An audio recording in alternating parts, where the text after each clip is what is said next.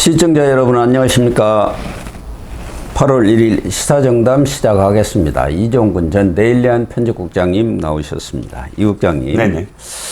윤석열 대통령과 한동훈 국민의힘 대표 간의 독대를 놓고 그 이후 공식적인 발표가 없다 보니까 양측에서 나오는 얘기들을 중심으로 해서 해석이 아주 분분한 것 같아요. 그렇습니다. 이 한동훈 대표 쪽에서는 윤석열 대통령이 당 대표가 당은 책임지고 알아서 해라, 이런 쪽에 더 방점을 두고 있는 것 같고, 네네.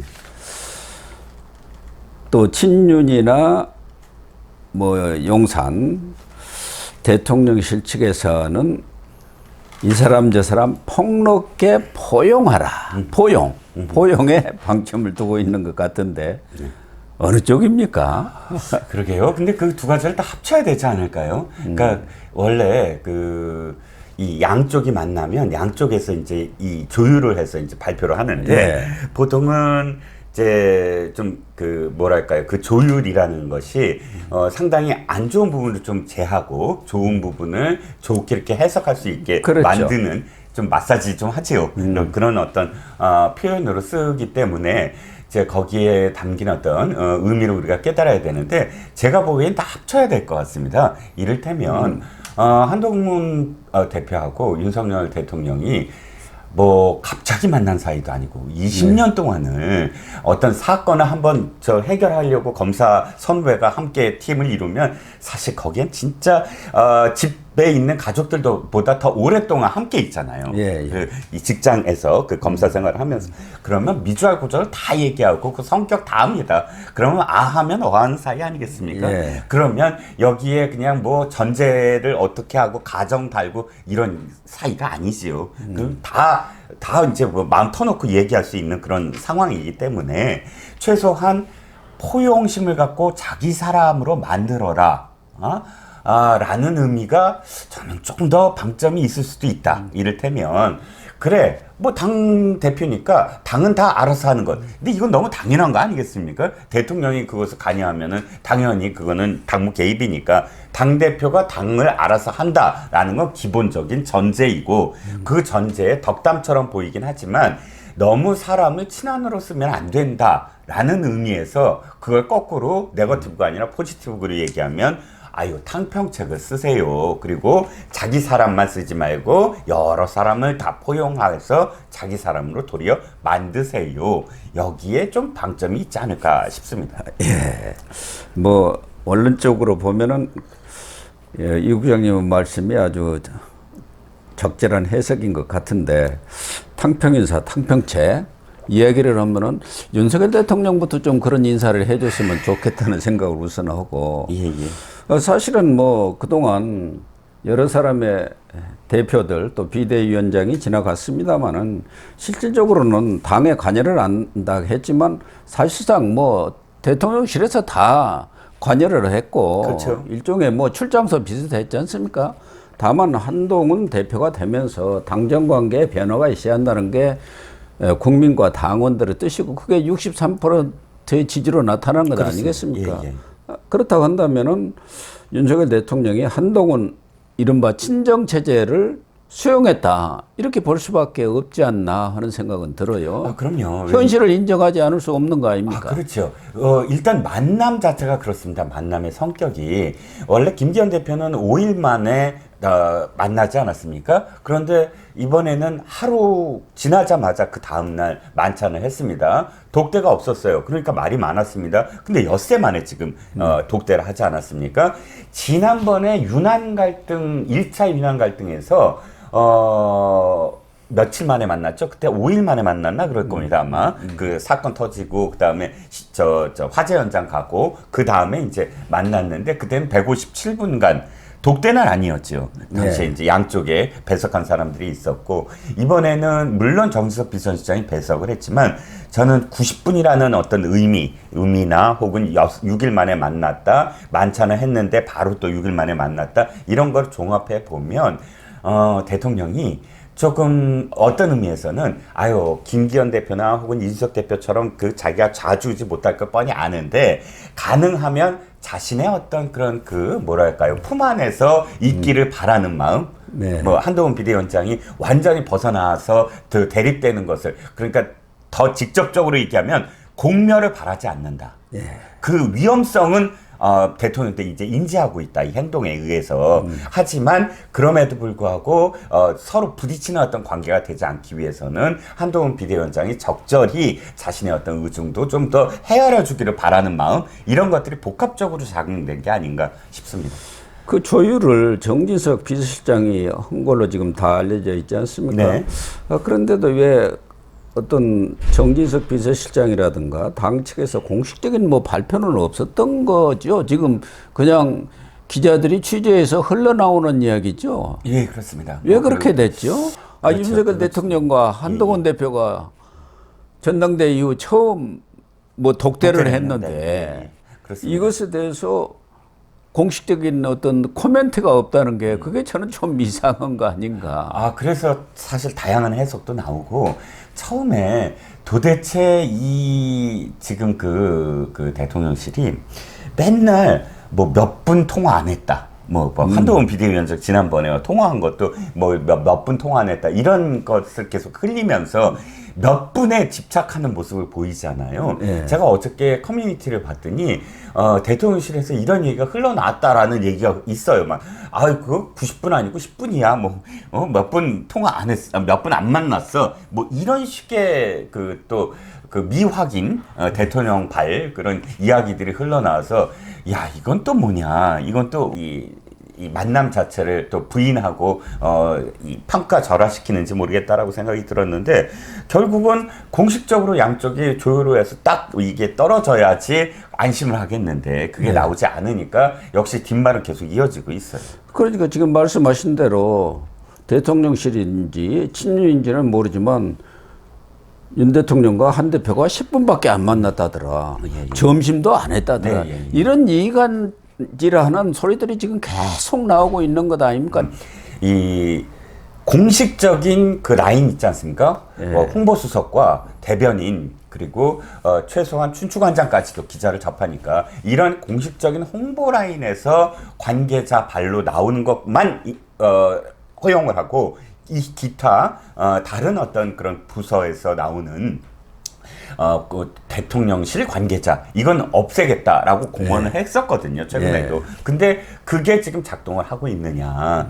여전히 지금 뭐 우리가 지금 보통 이야기하는 김건희 여사와 가까운 5인방, 뭐 4인방 하면서 그들의 이름이 아직도 거론되는 이유가 그들이 바로 뭐 관계자 발로 막 기사를 흘리고 있다라는 그런 이야기가 아직도 흘러나오고 있거든요. 그래서 이제 제2부속실도 만든다 어쩐다 한다는 게 어차피 제2부속실도 이 비서실장의 이 관할하에 있잖아요. 그 관할을 하라는 어떤 의미라고도 보여지니까 정진석 비서실장의 역할이 조금 더 뚜렷했으면 하는 바람입니다. 문제는 지금 포용이다 뭐 어찌다 저쩌다 하는 것의 핵심은 결국은 정점식 정책의 의장 문제 아니겠습니까? 네. 정 의장이 사표를 내면은 되는 것이고 또 당연히 사표를 내야 하는데 지금도 버티고 있어요. 그러니까 1일 날 오늘 또 최고위원회 참석했고 뭐 내일인가 당정대 회의도 있는데 거기도 또 참석하겠다고 나서는 모양이에요. 네. 30일 날 독대를 하고도 저녁에 또 한동훈 대표하고 정진석 비서실장이 또 만찬 가지고 여러 당내외 현안들을 수기를 했다는데 이 정점식이 버티는 이유가 뭡니까? 지금 한동훈 대표 측에서도 이 비서실장이라든가 박정아 또 김범수 사무총장을 통해서 일괄 사퇴를 하라 또 물러나라 이렇게 지금 압박을 하고 있는 상황인데 오늘 또 참석을 하면서 오늘은 뭐 아무 말도 안 하겠습니다 하고 아주 뭐 불쾌한 그런 반응을 보였다고 하네요. 그렇죠. 그러니까 이게 지속될수록 어떻게 해석을 할 수밖에 없느냐. 정전식이라는 사람은 아시다시피 윤석열 대통령과 첫 부임지 검사 부임지가 같습니다. 대구지검에서 검사 생활을 처음 시작했고 옛날부터 윤 대통령이 이 정정식 검사한테 언제나 이렇게 할 때 검사 시절부터 전공 공짜 붙여서 전공 그랬고 우리 언론사도 그러지 않습니까? 또 그냥 누구 뭐 이렇게 허기할 때는 김공, 예. 박공 아니면 그렇죠. 뭐 김박, 예, 이박 예, 그러지 예. 않습니까? 그리고 이제 형이라고 또 부르고 이 정정식은 형이라고 부르고 나이가 하면서, 많으니까. 예, 이렇게 그런 아주 친밀한 관계였다고 합니다. 예, 그래서 지금은 또 이 들리는 이야기가 박수영하고 유상범하고 정점식이 이제는 신윤 3인방이다. 뭐 이런 이야기를 하고 있습니다. 그런데 지금 말씀하셨듯이 이 대통령이 한동훈 대표한테 한 포용이라는 말의 해석이 만난 다음에 이게 바뀌면 정정식 그 정책위 의장의 태도가 바뀌면 이 포용이라는 게 정말 덕담이구나 라고 여길 수가 있는데 바뀌지 않고 저렇게 버팅기면 정정식이라는 사람이 사실 그렇게 막 독선적인 이런 사람은 아니거든요. 그러면 이게 배경이 대통령실이구나. 정정식 의장이 뭘 믿고 혼자 저렇게 버티냐. 대통령실에서 나가지 마라 라고 얘기했으므로 버티는 건데 그렇다면 포용이고 내 사람 만들라 이 얘기가 당연히 이 사람을 지금 네 사람으로 만들어 봐. 뭐 정정식을 잘 포용해서 네 사람으로 쓰면 될 거 아니야. 이렇게 해석할 여지가 이 태도에 따라 정정식 그 의장의 태도에 따라 달려 있다는 거죠.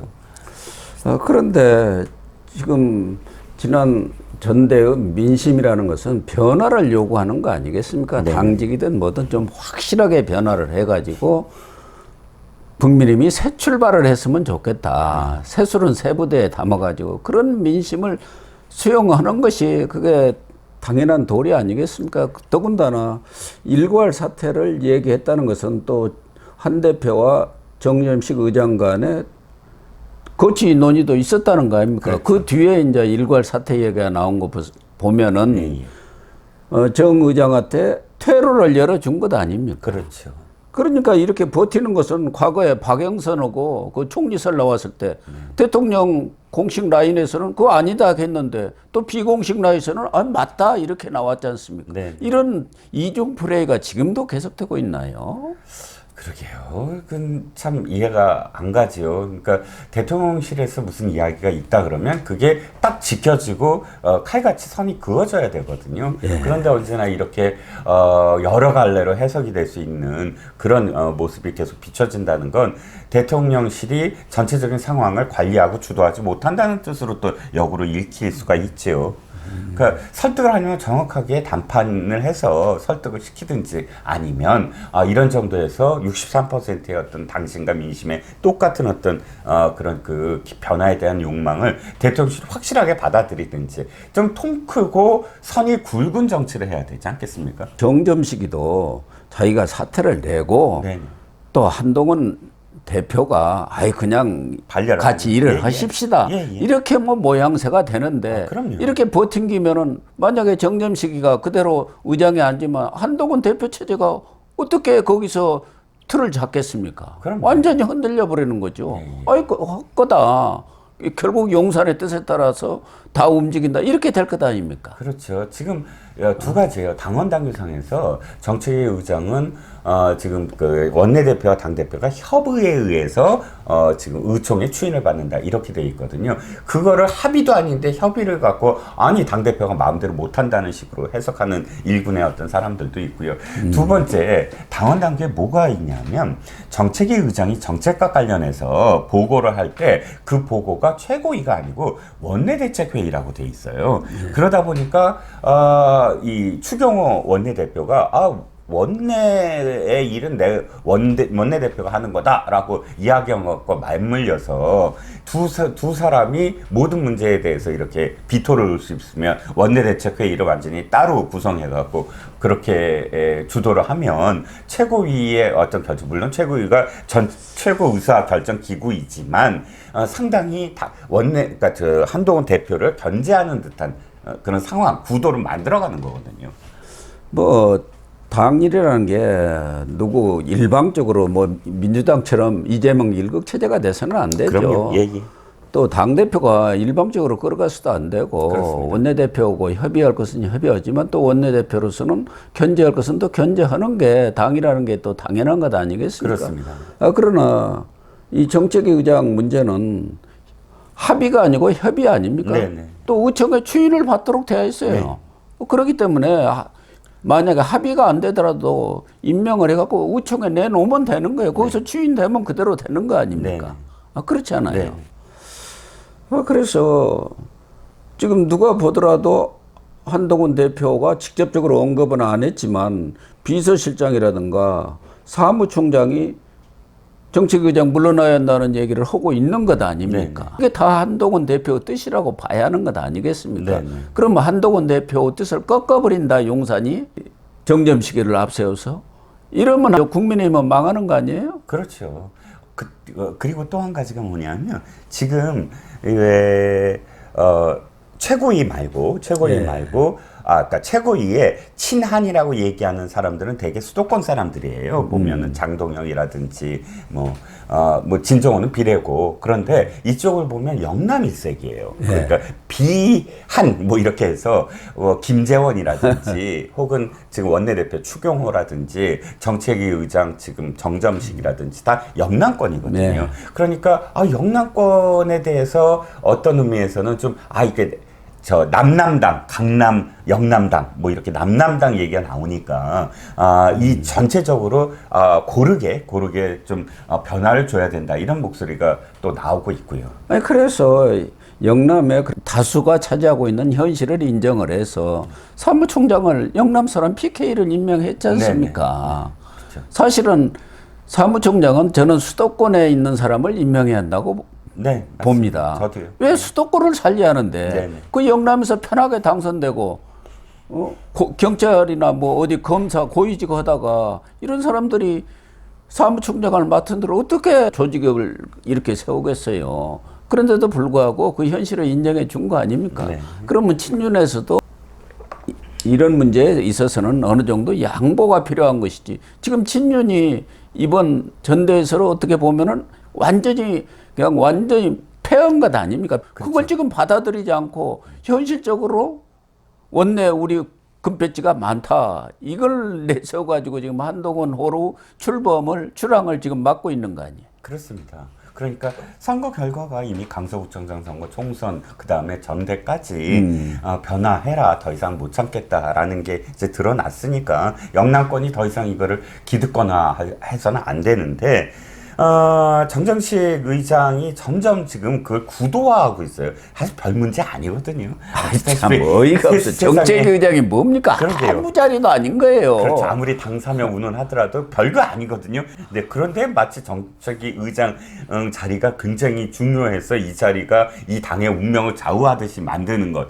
그거 진짜 큰일이죠. 지금은 이제 최고위에 정책위 의장이 4대4 구도가 되니까 캐스팅 보트를 쥐게 되겠니까 지금 이런 상황이 그렇죠. 온 거고. 그리고 또 이 당이 언제나 이번 이준석 이후부터 당 꼴이 이렇게 됐어요. 대표를 무너뜨린다, 안 무너뜨린다, 맨날 이 사람 수 계산하고 이런 적이 있습니까, 이 당이? 그러니까요. 예. 어쨌든 지금 제가 볼 때는 정점식 정책위 의장의 교체는 가닥이 잡힌 거고 결론이 난 상황이 아닌가 이렇게 보여지는데 그렇죠. 그렇다고 한다면은 좀 후임자가 거론되는 사람이 있습니까? 한동훈 대표도 카드를 갖고 있어야 할 거 아닙니까? 예. 정책위 의장 정도 하려면은 이 정책 전반을 좀 알고 당 생활도 하고 또 이 민심도 제대로 파악할 수 있다 한다면 이양수 의원이나 송석준 의원 다 제가 이제 그건 송석준 말도- 의원 얘기한 거고요. 이양수 의원 같은 경우는 이제 강원도인데 강원도도 충분히 뭐 수도권이라고 할 수가 있죠. 네네네. 강원도인데 청받을 겁니다. 약간 좀 비한 한동훈 비대표한테 지금 계속 거리를 두면서 이번에 또 그 누구야 그 정정식 정책위 의장 건과 관련해서는 교체 불가론을 좀 펼쳤거든요. 그래서 그게 약간 좀 걸리긴 하는데 그럼에도 불구하고 자격이야 이양수 의원이 있죠.